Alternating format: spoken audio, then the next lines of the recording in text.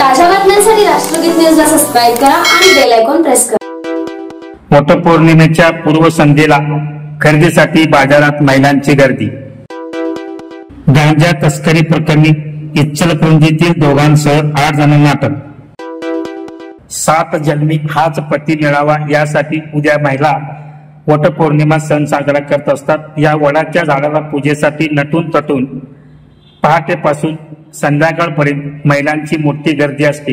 या वटपौर्णिमेच्या पूजेसाठी लागणाऱ्या साहित्य खरेदीसाठी आज बाजारात मोठी गर्दी झाली होती।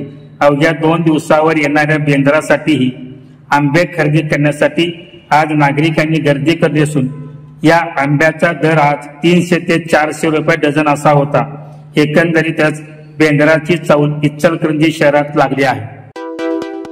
गांजाची तस्करी व विक्री केल्याप्रकरणी इचलकरंजी, सांगली, सातारा व सोलापुरातील 8 आरोपींना अटक करून त्यांच्याकडून 41 किलो गांजा, 2 4-चाकी, 1 बुलेट, 9 मोबाईल असा 30 लाख रुपये किमतीचा मुद्देमाल जप्त करण्यात यश आले आहे।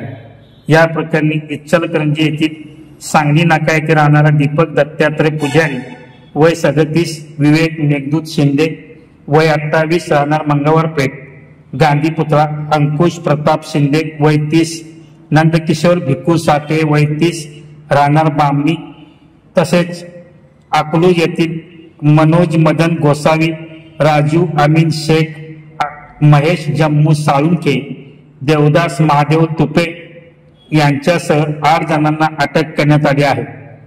सदरची कारवाई हातकणंगले तालुक्यातील नियज येथे करण्यात आली असून ही कारवाई स्थानिक गुन्हा अन्वेषण शाखेचे पोलीस निरीक्षक रवींद्र कळमकर यांच्या मार्गदर्शनाखाली त्यांच्या पथकाने केली आहे।